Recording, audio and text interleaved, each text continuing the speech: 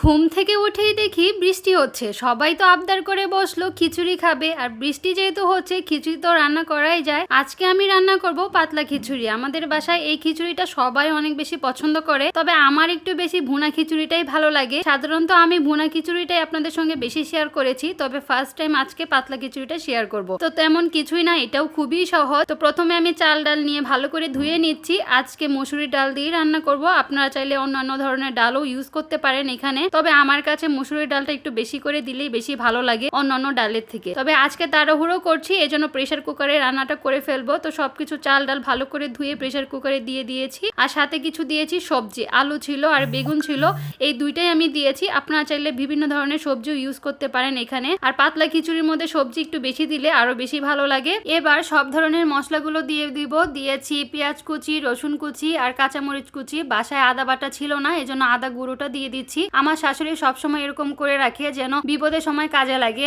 আদাটাকে কুচি কুচি করে কেটে রোদে শুকিয়ে গ্রাইন্ডারে গ্রাইন্ড করে রাখলে আদা গুঁড়ো হয়ে যায়। এভাবে সারা বছর করে খাওয়া যায়, বিপদে কাজে লাগে। তো আপনারা চাইলে এই পদ্ধতিটা ইউজ করতে পারেন। তারপরে গুঁড়ো মশলা দিয়ে দিয়েছিলাম মরিচ গুঁড়ো, ধনিয়া গুঁড়ো, জিরা গুঁড়ো, এই সব কিছু দিয়ে, আর গরম মশলা দিয়ে দিয়েছিলাম, এলাচ, দারচিনি, লবঙ্গ, এই সব কিছু দিয়ে, সাথে একটু তেলও দিয়ে দিয়েছিলাম। দিয়ে ভালো করে মাখিয়ে নিচ্ছি খিচুড়িটা, খুব ভালো করে মাখিয়ে নিচ্ছি। আজকে যেহেতু পাতলা খিচুড়ি রান্না করব, মাখিয়ে এইভাবেই রান্না করে একবার পানি দিয়ে বসিয়ে দিব। প্রেসার কুকারে যেহেতু রান্না করছি সবকিছু একদম গলে যাবে। আর পাতলা খিচুড়ি যেহেতু রান্না করব, প্রেসার কুকারে দিলে খুবই তাড়াতাড়ি হয়ে যায়, খুবই অল্প টাইমে হয়ে যায়। চট জলদি রান্না করতে চাইলে এই খিচুড়িটা এইভাবে আপনার প্রেসার কুকারে রান্না করবেন, খুব তাড়াতাড়ি হয়ে যাবে আর খুব সাশ্রয়ী ভাবে হয়ে যাবে। তো আমার দুইটা সিটি দেওয়ার পরেই আমার হয়ে গিয়েছে মোটামুটি। আমার খিচুড়িটা খুবই 15 থেকে 20 মিনিটের মতো লেগেছিল, খুব তাড়াতাড়ি হয়ে গিয়েছিল। আর খিচুড়ির সঙ্গে আজকে রান্না করব ডিম ভাজা আর হচ্ছে বেগুন ভাজা। ডিম ভাজা আর বেগুন ভাজা পাতলা খিচুড়ির সঙ্গে একদমই বেস্ট লাগে, আমার তো খুবই ভালো লাগে। আর সাথে যদি হয় একটু ঘি, তাহলে তো আরো বেশি জমে যায়। তো আমাদের বাসায় সবাই এগুলি পছন্দ করে, ভাজা ভুজি। আর আমাদের পাঁপড় সবসময় পছন্দ করে, আজকে পাঁপড়টা ছিল না, এই জন্য এগুলোই টুকটাক করে ভেজে নিচ্ছিলাম। তাই আমি লবণ, হলুদ, মরিচ এই সবকিছু বেগুনের সাথে মিশিয়ে তারপর মাখিয়ে নিয়েছি। এবার তেলে ভেজে নিব। পাতলা করে কেটেছি, মোটা বেগুনটা ছিল না, তাই এটাই দিচ্ছি। আপনাদের বাসায় যেই বেগুনই থাকবে ওটা দিয়ে ভেজে নিলেই হবে, কোনো সমস্যা নাই। আর বেগুন ভাজা খুবই তাড়াতাড়ি হয়ে যায়, একটার পর একটা দিচ্ছি আর খুব তাড়াতাড়ি হয়ে যাচ্ছে। এভাবে করে আমি সবকিছু করে নিয়েছি, আর আমার খিচুড়িটাও হয়ে গিয়েছে। এবার সবাইকে দেওয়ার পালা, সার্ভ করে নিচ্ছি। আমরা সবাই মিলে টুকটাক কাজ করে নিচ্ছি,